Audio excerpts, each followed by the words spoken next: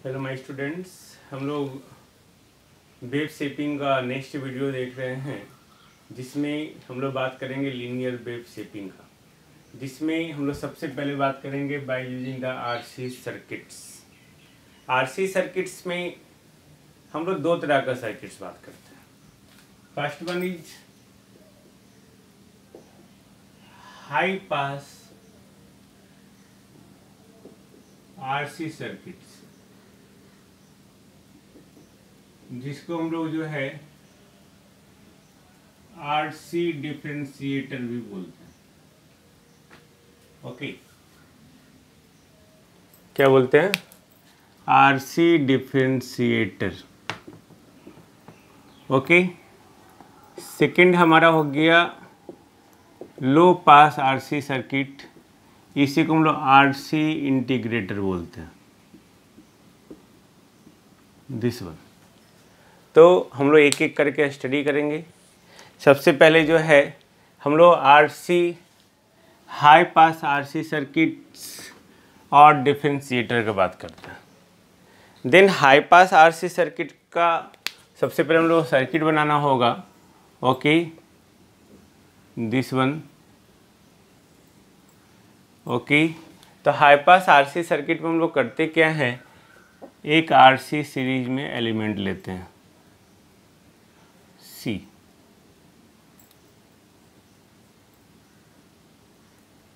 This one, और इसमें are के क्रॉस आउटपुट लेते हैं और होल हम लोग इनपुट देते हैं, दिस वन। ओके, इसी को हम लोग जो है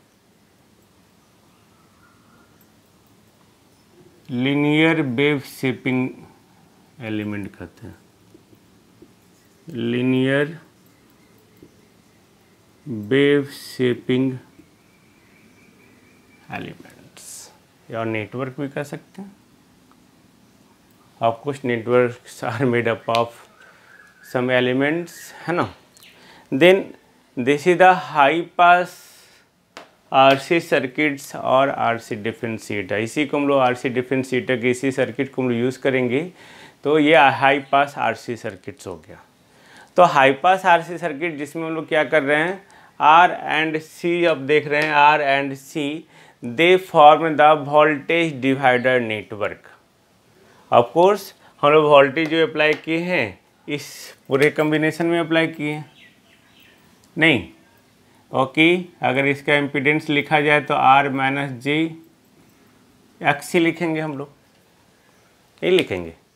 टोटल इम्पीडेंस, इनपुट इम्पीडेंस हमारा क्या होगा, इनपुट इम्पीडेंस अगर हम लोग लिखना चाहें, okay, then Z equal to R minus J X और R minus J Y omega C.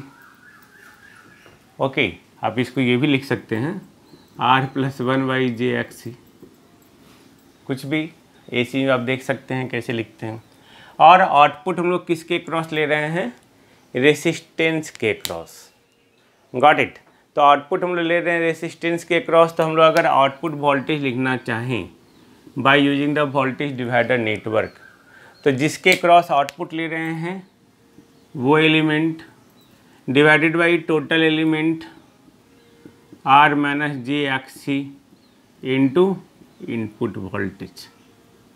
This is the output voltage obtained from this circuit, okay, by using the RC element.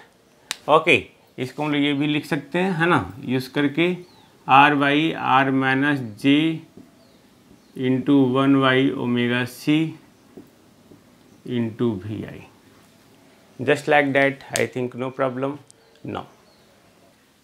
Now in this circuit अगर आप reactance पे गौर करें तो reactance of the capacitor that is X equal to 1/2 F C, नहीं तो 2 F C यानी कि हम लोग बोल सकते हैं कि X C is inversely proportional to frequency, X C inversely proportional to frequency that is as F tends to 0।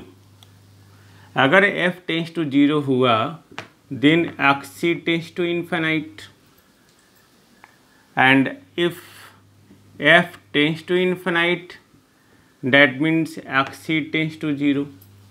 I think no problem.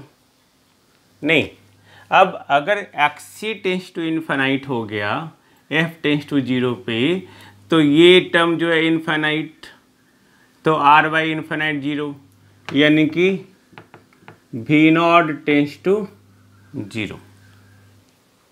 Got it. अगर f टेंस टू इन्फानाइट हुआ देन xc टेंस टू 0, तो xc tends to 0, तो ये term तो गायब, r by r 1, then v nought tends to vi. That's so simple. नहीं, अगर xc tends to 0 हो तो ये तो पूरा टर्म 0 हो गया, तो जब ये टर्म 0 हो गया r बाई r 1, तो v nought tends to vi. लेकिन कब? जब xc टेंस टू 0 होगा तब. तो इससे एक कंक्लूजन निकलता है. कंक्लूजन क्या है कि जब फ्रीक्वेंसी जो है 0 की ओर टेंस कर रहा है, इन दैट केस आउटपुट वोल्टेज 0 की ओर टेंस कर रहा है. ओके. और फ्रीक्वेंसी अगर इनफाइनाइट की ओर जा रहा है तो आउटपुट वोल्टेज जो है इनपुट वोल्टेज की ओर मूव कर रहा है, यानी कि इनपुट वोल्टेज की जैसा आउटपुट देगा. यानी कि हम लोग बोल सकते हैं कि एट लो फ्रीक्वेंसी यानी कि नियर अबाउट 0, नहीं, eight low frequency the capacitance C provide the high capacitive reactance eight low frequency. याद रखेंगे इसके corresponding eight low frequency. Okay. xc becomes very very low. तो xc अगर बहुत बहुत कम हुआ, sorry, xc becomes very very high. Okay. तो उसके कोरस्पॉन्डिंग v नॉट का वैल्यू क्या हो रहा है? बहुत बहुत कम हो रहा है, यानी कि इट गिव्स लो आउटपुट, यानी कि the circuit generates very low output. Of course 0 पे हमारा 0 की ओर जा रहा है, 0 पे 0, अगर 0 कर देंगे तो ये इन्फानाइट, f इक्वल टू 0, तो x equal to infinite, x equal to infinite, तो v नॉट इक्वल टू 0. तो f टेंस टू 0, यानी कि अगर लो फ्रीक्वेंसी की ओर टेंस कर रहा है तो ये भी टेंस करेगा हाई वैल्यू की ओर, वेरी हाई वैल्यू की ओर, और v नॉट भी वेरी लो वैल्यू की ओर. यानी कि हम लोग बोल सकते हैं कि at low frequency this circuit generates very low output voltage. Clear? It doesn't. So ऐसा तो होना नहीं चाहिए, हम लोग इनपुट दे रहे हैं और आउटपुट वेरी लो आ रहा है. Got it? ऐसा तो होना नहीं चाहिए. ओके. नाउ यानी कि हम लोग बोल सकते हैं कि दिस सर्किट्स रिजेक्ट्स और ब्लॉक्स, रिजेक्ट कर रहा है और ब्लॉक कर रहा है और एटीन्यूट्स कर रहा है लो फ्रीक्वेंसी सिग्नल को. यानी कि अगर आप लो फ्रीक्वेंसी सिग्नल को देंगे तो लो फ्रीक्वेंसी सिग्नल के कॉरस्पॉन्डिंग जो होगा आउटपुट वो हमारा जो होगा that becomes very very low. So easy है ना. वेयर एज अगर हम लोग हाई फ्रीक्वेंसी पे बात करें, f टेंस टू इन्फिनाइट, यानी कि एट हाई फ्रीक्वेंसी, जब फ्रीक्वेंसी हमारा बहुत बहुत ज़्यादा हो रहा है, देन xc टेंस टू 0, यानी कि xc का वैल्यू क्या हो रहा है? बहुत बहुत कम हो रहा है, very low. Then in that case v nought is near about vi. Got it? यानी कि हम लोग बोल सकते हैं at high frequency the circuit offered very low reactance. Okay. When it offers very low reactance, hence जब ये reactance ही बहुत कम हो गया तो जो आउटपुट वोल्टेज है, जो आउटपुट वोल्टेज हम लोग रेसिस्टेंस के क्रॉस ऑब्टेंड कर रहे हैं, okay, that is nearly, that is identical to the input voltage applied to the RC circuit. Got it? यानी कि आप आरसी सर्किट में जो भी इनपुट दे रहे हैं उसी इनपुट के जैसा आपका क्या आएगा? आउटपुट आएगा. ओके, उस कब कंडीशन है हाई फ्रीक्वेंसी पे। ओके, यानी कि the circuit will allow high frequency signal. हम लोग बोल सकते हैं ना, the circuit will allow high frequency signal, hence the name high pass RC circuits. यानी कि वैसा आरसी सर्किट जो हाई फ्रीक्वेंसी को पास कर रहा हो। तो हाई फ्रीक्वेंसी को पास करने का मतलब क्या हुआ कि वैसा सर्किट जो हाई फ्रीक्वेंसी के कॉरस्पॉन्डिंग जो है इनपुट सिग्नल के जैसा ही आउटपुट सिग्नल दे रहा है, then that is called high pass RC circuit. I think no problem. Okay, regarding to understand the concept of high pass RC circuit, I think no problem, है ना। Now see the frequency response of this RC circuit. Okay, just now हम लोग अगर frequency response का बात करें, frequency response, तो frequency response means क्या हो गया भाई। ओके, कि हम लोग यहाँ पे देखेंगे फ्रीक्वेंसी का वेरिएशन कर रहे हैं, तो उस वेव शेप का आउटपुट यानी कि गेन यानी कि आउटपुट बाई इनपुट कैसे चेंज कर रहा है, उसका फेज शिफ्टिंग कैसे हो रहा है, उसको देखेंगे। That is the frequency response. Frequency के कॉरस्पॉन्डिंग क्या रिस्पॉन्ड कर रहा है जब हम लोग फ्रीक्वेंसी को वैरी करवा रहे हैं तब। Okay, then in that case since the wave shape of the output signal may vary in shape from the input, यानी कि इनपुट के शेप से हो सकता है वो वैरी करे। That is the wave shape of the output signal. Okay, because of nature of the circuit element, ये जो सर्किट एलिमेंट कनेक्टेड है उसके चलते जो है आउटपुट सिग्नल का जो वेव शेप है वो इनपुट सिग्नल के वेव शेप से में भी वैरी करे। Okay, because of the nature of circuit element. And the nature of circuit element, यानी कि सर्किट एलिमेंट का जो नेचर है that is determined by the ratio of output voltage to the input voltage. यानी कि output to the input, ratio of output to the input उस पर depend करता है कि इस सर्किट एलिमेंट का नेचर कैसा होगा। ओके, आउटपुट बाई इनपुट के रेशियो को जो है हम लोग गेन कहते हैं, है ना, यानी कि गेन पे डिपेंड करेगा। And also by the phase angle between the output and input, यानी कि आउटपुट और इनपुट के बीच में जो फेज एंगल होगा उस पर भी डिपेंड करेगा। तो हम लोग सबसे पहले क्या करते हैं भाई, गेन निकालते हैं। Gain of course all of you know, gain को ए से डिनोट करते हैं। नहीं, ए यानी कि V naught by V I, V naught by V I यानी कि R by R minus J X C. I think no problem. नहीं, यानी कि हम लोग लिख सकते हैं A equal to R by R minus J by omega C, X equal to 1 by omega C, है ना। यानी कि हम लोग लिख सकते हैं क्या भाई, ए इक्वल टू आर हम लोग ऊपर नीचे डिवाइड कर देते हैं, तो ये आर कॉमन ले लेते हैं 1, इससे आर कॉमन ले लेंगे, इससे भी आर कॉमन लेंगे, माइनस जे बाई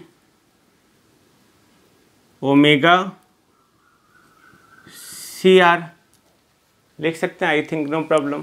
नहीं, ओमेगा को हम लोग जो है A equal to 1 by 1 minus J 1 by 2 pi F C R लिख सकते हैं। 2 pi F omega equal to 2 pi F.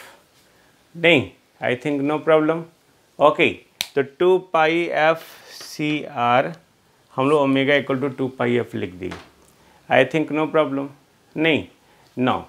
अब हम लोग जो है इसको रीअरेंज करते हैं। रीअरेंज करने का मतलब क्या हो गया कि इसको हम लोग लिख सकते हैं equal to 1 by 1 minus J 1 by 2 pi R C. Okay, into 1/f लिख सकते हैं। आई थिंक नो प्रॉब्लम, लिख सकते हैं ना, जस्ट सी, ओके, लिख सकते हैं। अब हम लोग यहाँ पे जो है हम लोग क्या करते हैं, 1/2 पाई आर सी को let F1 equal to 1/2 pi R C. F1 मान लिए, F1 equal to 1/2 pi R C, then it becomes A equal to what, A equal to 1/1 minus J, ये F1 हो गया, F1/F लिख सकते हैं इसको, आई थिंक नो प्रॉब्लम, नहीं तो ये गेन हो गया। तो गेन का मैग्नीट्यूड कितना होगा, 1 का 1 माइनस J यानी कि real part whole square plus F1/F का होल स्क्वायर, ये है, आई थिंक नो प्रॉब्लम, है ना, 1 स्क्वायर मतलब 1, तो ये हमारा गेन हो गया, नो प्रॉब्लम, है ना। Now if f equal to 0 then what happens, अगर f 0 हुआ तो, अगर ये f 0 हुआ तो F1/F इन्फानाइट, यानी कि 1 प्लस इन्फानाइट क्या हो गया, इन्फानाइट, तो 1/इन्फानाइट इक्वल टू 0, यानी कि इसका मैग्नीट्यूड कहाँ जाएगा, 0 की ओर, okay. Now if f equal to F1, अगर f इक्वल टू F1 होगा तो 1 हो गया, 1 प्लस 1 यानी कि इसका value 1/√2, okay. If f tends to infinite, अगर f टेंड्स टू इन्फानाइट हुआ तो ये इन्फानाइट, तो F1/इन्फानाइट 0, तो 1 प्लस 0 1, तो 1/1 यानी कि mod of A tends to 1, clear. यानी कि अगर हम लोग फ्रीक्वेंसी रिस्पॉन्स ड्रॉ करें हम लोग, okay, this is mod of A, ये तो इन्फानाइट पे टच करेगा भाई, है ना, this is 1, this is 1/√2, this is F1 0, और ये frequency, this is the frequency response curve of the gain, magnitude of magnitude का, ओके। F1 यानी कि 1/√2, यानी कि 1/√2 यहाँ पे क्या है, याद होगा आपको, रेजोनेंस में भी आपने पढ़ा है, ओके। ये 1/√2 यानी कि 0.707, यानी कि RMS वैल्यू, ओके। यानी कि उस फ्रीक्वेंसी को हम लोग कौन सा फ्रीक्वेंसी कहते हैं, उस फ्रीक्वेंसी को हम लोग कट ऑफ फ्रीक्वेंसी कहते हैं, हाफ पावर फ्रीक्वेंसी कहते हैं, ओके। हाफ पावर फ्रीक्वेंसी कहते हैं, कट ऑफ फ्रीक्वेंसी कहते हैं, या बैंड फ्रीक्वेंसी कहते हैं, उसी को 3 डेसिबल फ्रीक्वेंसी भी कहते हैं, जस्ट सी, डोंट वरी, है ना। हम लोग देखते हैं ना, सी। अब अगर हम लोग इसके पोलर फॉर्म को देखें एक्चुअल में, ये जो A वैल्यू आया A, है ना, इस A को अगर हम लोग पोलर फॉर्म में देखें एक्चुअल में, तो पोलर फॉर्म हमारा क्या है, पोलर फॉर्म लिखते हैं A equal to mod of A angle phi, तो मॉड ऑफ A तो पता चल गया, तो अगर हम लोग एंगल निकालना चाहें तो ये 1 प्लस J0, तो tan इनवर्स 0/1 न्यूमरेटर का हो गया, डिनोमिनेटर है इसलिए माइनस साइन, फिर tan inverse minus F1/F y1, ये होगा ना भाई, सिंपल। हम लोग अगर निकालना चाहें तो निकाल सकते हैं, तो माइनस माइनस प्लस, तो phi equal to tan inverse F1/F, यानी कि अगर हम लोग यहाँ पे फ्रीक्वेंसी देखें, सेम चीज़, एंगल को, if f equal to 0 then phi equal to f equal to 0, तो F1/0 इन्फानाइट, तो tan इनवर्स इन्फानाइट यानी कि π/2, if f equal to F1 then phi equal to F equal to F1 tan inverse 1 यानी कि π/4 45 degree 90 degree. If f tends to infinite then phi equal to ये infinite तो F1 by infinite 0 यानी कि 0 degree. Clear? यानी कि आप यहाँ पे अगर इसका वेवफॉर्म बनाना चाहें सिंपल अगर बनाना चाहें तो ओके फाई फ्रीक्वेंसी π/2 π/4 और tan इनवर्स का कर्व है लाइक दैट। ये टच नहीं करेगा क्योंकि ये 0 कहाँ हो रहा है इनफाइनाइट पे, और π/4 कब हो रहा है इस फ्रीक्वेंसी पे। This is the frequency response curve. Okay this one जब फ्रीक्वेंसी 0 था तो π/2 F1 है तो π/4 और इन्फानाइट है तो angle 0। I think no problem है ना। तो ये एक्चुअली में F1 है क्या भाई? F1 मैंने पहले ही कहा F1 is the cut off frequency band frequency. Okay जो हम लोग रेजोनेंस में पढ़ते हैं तो यहाँ पे अगर F1 को डिफाइन करें then the frequency at which the magnitude of the gain becomes 1/√2 और 0.707। ओके और the phase angle becomes π/4 radian और 45 डिग्री। इसको 45 डिग्री भी लिख सकते हैं नहीं।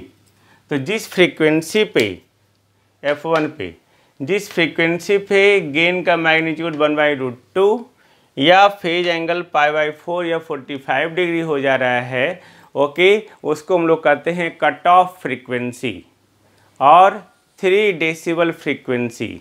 ओके क्यों? क्योंकि उस पर अगर आप मैग्नीट्यूड लिखेंगे तो अगर आप मैग्नीट्यूड लिखेंगे सिंपल तो सिंपल मैग्नीट्यूड क्या होगा? हम लोग क्या लिखते हैं डेसिबल में 20 लॉग विथ बेस 10 नहीं तो 20 लॉग विथ बेस 10 और ये 1/√2। तो इसका वैल्यू जो देखेंगे वो आएगा आपका 3। तो 3 डेसिबल। तो डेसिबल में ये हम लोग ऐसा करते हैं okay 20 log 10 1/√2। Okay then this frequency is what? This frequency is cut off frequency. Okay no okay sorry यहाँ पे -3 होगा -3 डेसिबल है ना। तो इस तरह से हम लोग हाई पास आरसी सर्किट के बारे में बात की। अब हाई पास आरसी सर्किट को यहाँ पे आरसी क्या है? That is the time constant है ना। उसको टाइम कांस्टेंट को जब उसके पल्स विड्थ यानी कि टाइम पीरियड से कम होगा ज़्यादा होगा ओके तो एक्चुअली जब हम लोग आगे देखते हैं इसका ओके एक्चुअली द रिस्पॉन्स और एनालिसिस ऑफ स्क्वायर वेव। अगर हम लोग स्क्वायर वेव सिग्नल देते हैं तो स्क्वायर वेव सिग्नल देने के बाद जो है उसका अगर हम लोग एनालिसिस करते हैं तो उसमें हम लोग 2 केस लेते हैं। Okay case first and case 2। Okay case first and case 2। वो केस क्या है? सिंपल व्हेन आरसी जिसको हम लोग टाइम कांस्टेंट भी कहते हैं। इस सर्किट का time constant that is tau equal to RC is very less than T0/2। अब T0 यहाँ पे क्या है? अगर आप इनपुट देते हैं स्क्वायर वेव लाइक दैट तो ये इस स्क्वायर वेव का टाइम पीरियड यानी कि जिसके बाद ये अपने आप को रिपीट करे T0। ओके ये देखो अपने आप को रिपीट कर रहा है। ओके तो उस टाइम पीरियड के आधा से कम अगर इसका टाइम कांस्टेंट हुआ यानी कि आरसी का वैल्यू हुआ तब जो भी आप इनपुट देंगे उसी के जैसा सेम आउटपुट आएगा। Okay same. लेकिन जब आप जो है इस आरसी का वैल्यू यानी कि टाइम कांस्टेंट का value that is very larger than the T0/2। T0 इसको पल्स विड्थ भी बोल सकते हैं या टाइम पीरियड भी बोल सकते हैं। अगर उसकी आधा से बहुत ज़्यादा हुआ तब यही high pass RC circuit that they behave like the RC differentiator, है ना, RC डिफ्रेंशिएटर। तब हम लोग इसके बाद नेक्स्ट वीडियो में जो भी हम लोग बात करेंगे RC differentiator, that's a very important to all of you, okay, जिसके कॉरस्पॉन्डिंग हम लोग एनालिसिस करेंगे। Now see, okay, the next video high pass RC circuit का ही पार्ट है, that is the RC differentiator. But RC differentiator होने का कुछ कंडीशंस है, ओके। देन सीधा नेक्स्ट वीडियो, अगर कोई भी प्रॉब्लम हो देन आप मुझसे पूछ सकते हो। Thank you.